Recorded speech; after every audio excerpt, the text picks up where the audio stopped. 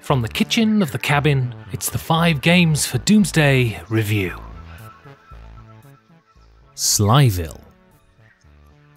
There's room for nastiness. There's room for meanness. You have no choice. Evolution endowed us with the skills to survive the savannah, and the savannah was a shitty place. Things with teeth and claws lived on the savannah. Those things thought you were tasty and were ecstatic that you ran so slowly. So evolution stepped in and it gave you a brain, but it also gave you anger and nastiness. It gave you the tools to survive on the savannah. Then, for 10,000 years, as you planted seeds and built things out of steel and glass, evolution jogged behind, begging to be given more time to adapt, and evolution is still somewhere out there, out of puff, trying to catch up. Society helps to limit the excesses of the gifts that evolution gave us, though. Society is the great graphic equalizer, emphasizing certain characteristics and tamping down others. It fiddles with the treble, the bass and the mids, until we can all play well with others, most of the time. This has been its iterative process since its inception. Tribalism had a go, but it was far too parochial. Religion took over afterwards, and while it broadened our scope, its inherent maliciousness, its desire to squeeze the life out of its adherents and then make them slaughter those that don't believe is too bloody, takes too much of a toll on the species. It is a return to the savannah, except this time, the lions are wearing a crown of thorns or flying to the moon on a winged horse.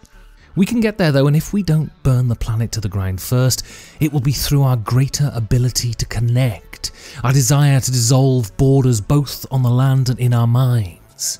If we can do that, everyone from Micronesia to the Arctic Circle will be a part of our family. And then, who we fuck or identify as, our skin colour or our physical aptitude, it will sublime into insignificance. And then, we can get around to saving the world together without flags. Still, until we evolve out of the limbic, we need the room to be mean, the room to be nasty, because that is as much of a part of us as the love we give each other. And Slyville, from Hexy Studios, is a great way to get some of that maliciousness out. In Slyville, players take on the roles of rival guilds trying to achieve dominance in the eponymous city. Cards are played to districts of the city, and these districts offer up goods of different types. These cards do various things like cancel another player's card, fulfill the point scoring orders that are on the locations, or bid for the resources that the district yields. Cards are played face down, and then one by one districts are resolved and points are scored. The first player to get 100 points signals the last round, and the player with the most points wins. Slyville is a game where the limiting of your opponent's ability to achieve their goals is as important as achieving your own. It's also a game that wears its combativeness on its sleeve, and this is to its enormous credit. Some games perform a bait and switch with regards to aggressive play, promising one thing and scattering random maliciousness every so often. I'm looking at you, Terraforming Mars. Here, it is out for all to see. Play one round of Slyville and you know what you're in for. But the game is light enough and fundamentally fun enough to make a virtue of its contentiousness. This is a game that will allow players to attack you, but, and this is the most important part, give you the opportunity to attack back. This game uses cards for their true purpose, and that is to intimidate and bluff.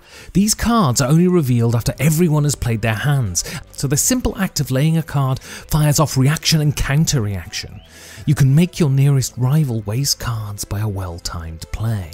Also, because this is essentially a race game, alliances will shift as the game progresses, but the scarcity of truly destructive cards eliminates the bash the leader problem.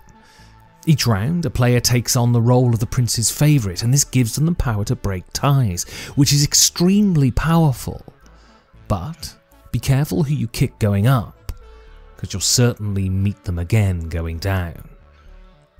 What's really so good about this game though is its weight. This is a tight, breezy, enjoyable and devilishly nasty design that can be played by anybody. This is a true family weight game that could add some fangs to a Christmas afternoon or family get-together, but is short enough and light-hearted enough to make you harbour thoughts of revenge rather than lamentations of injustice. There is room for nastiness and room for meanness, but they must be delivered in the right way. And Slyville delivers them briskly and fairly, and with a mischievous glint in its eye. Thank you for listening, and you can support this show by going to patreon.com/5G4D.